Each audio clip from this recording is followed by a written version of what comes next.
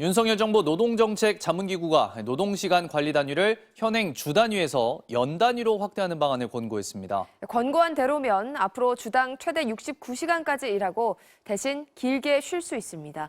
이재욱 기자입니다.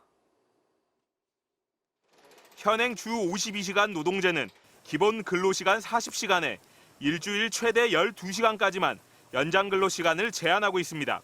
권고안은 일주일 단위가 아니라 월이나 분기, 연 같은 긴 시간 단위로 노동시간을 계산하게 해서 더 유연하게 일하자는 취지입니다. 현재는 4주 기준으로 208시간 노동을 하려면 매주 52시간씩 4주간 끊어서 일해야 합니다. 하지만 권고한 대로라면 첫째 주부터 셋째 주까지 최대 69시간까지 일하고 넷째 주에는 남은 1시간만 일해 208시간의 노동시간을 채울 수 있는 겁니다. 관리 단위가 길어지면 노동자는 장시간 쉬지 못하고 일할 가능성이 커집니다. 그래서 권고안은 관리 단위가 석 달 이상일 경우 추가 근로 시간을 비례적으로 줄이도록 했습니다. 현재는 한 달 기준으로 총 52시간 연장 근로를 할 수 있는데 분기, 즉 석 달 기준으로 근로 시간을 따지게 되면 연장 근로를 52시간의 3배인 156시간이 아닌 그 90%인 140시간만 할 수 있습니다.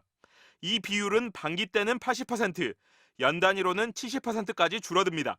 집중적인 근로를 가능하게 하되 총량의 근로시간은 줄여나가는 것이 저희 연구회가 기대하는 효과입니다. 연구에는 또 임금 격차의 해소와 공정성을 명목으로 호봉제 등 임금 체계를 직무 성과 중심으로 개편하는 걸 권고했습니다.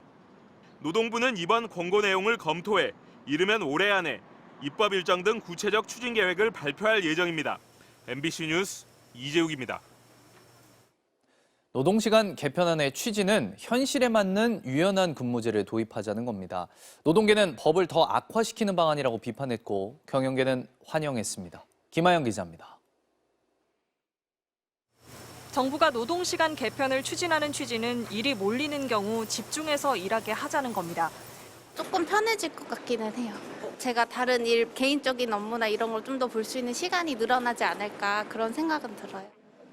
지금의 52시간 근무제도가 현실을 잘 반영하지 못하고 있다는 의견들도 있습니다. 연구원분들 이제 야근을 많이 하시는데 그 시간 안에 할당량을 다 하셔야 되기 때문에 그 52시간에 이제 제한을 하면은 그게 조금 문제가 있다고는 하시긴 하시더라고요. 특근을 하거나 연장을 하시는 분들은 조금 이제 돈을 더 벌려는 목적도 있거든요. 그럼에도 불구하고 더 하고 싶어도 못하는 경우가 있거든요. 하지만 작게는 워라밸이 깨질 수도 있다는 데서 권고한 대로 개편이 되면 장시간 근무를 당연하게 여기는 상황이 되는 걸 우려하는 목소리도 컸습니다. 일하는 시간이 더 길어져서 워라밸에 대한 거는 좋은 것 같진 않아요. 행산직 같은 경우는 조금 많은 영향을 받을 것 같다라는 생각이 들어요. 이제 자기 몸에 대한 건강도 그렇고. 노동계는 임금과 노동시간 결정을 사용자에게 내맡기는 계약이라고 비판했고 경영계는 노사의 자율적 선택권 보장은 바람직하다고 환영했습니다. MBC 뉴스 김하영입니다. 일부 사업장에서 화물 기사들을 상대로 한 화물연대 탈퇴 압박이 가해지고 있습니다. 일감을 주지 않겠다는 협박에 대필 탈퇴서까지 등장했습니다. 홍신영 기자입니다.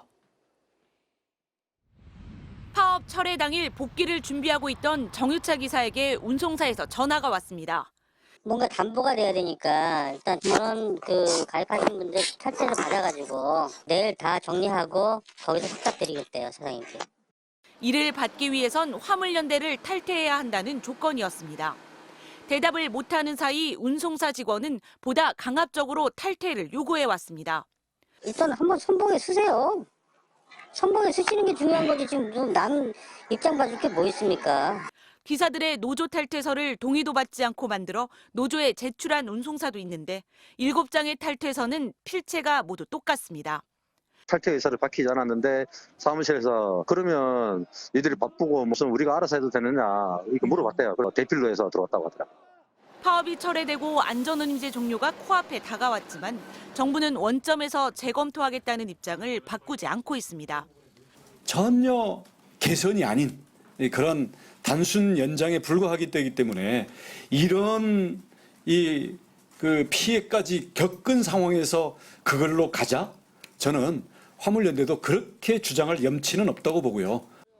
화물연대는 운송사들의 노조 탄압에는 고발 조치하는 등 법적 대응하겠다고 밝혔습니다. 화물연대 위원장은 파업 전 정부와 여당이 제시한 안전운임제 3년 연장이라도 지키라며 국회 앞에서 무기한 단식 농성에 들어갔습니다. MBC 뉴스 홍신영입니다. 장애인 단체 시위로 지하철 운행이 심각하게 늦어지면 열차를 무정차 통과시키겠다고 어제 서울시가 결정했습니다. 오늘 아침에도 삼각지역에서 시위가 예정돼 있어 당장 오늘부터 4, 6호선 열차가 일부 역을 무정차 통과할 수 있습니다. 배주환 기자입니다. 장애인 권리 예산 반영 등을 요구하며 지난해 12월부터 이어진 전국 장애인 차별철폐연대의 지하철 승하차 시위. 오늘부터는 이 시위로 운행이 심각하게 늦어질 경우 열차가 역에 서지 않고 통과할 수도 있습니다. 서울시가 어제 서울교통공사, 경찰 등과 회의를 거쳐 무정차 조치를 결정한 겁니다. 전장현은 오늘도 지하철 4, 6호선 삼각지역에서 오전 8시부터 시위를 벌일 계획이라 당장 오늘 출근길부터 4, 6호선 열차가 일부 역을 그냥 지나칠 수도 있습니다.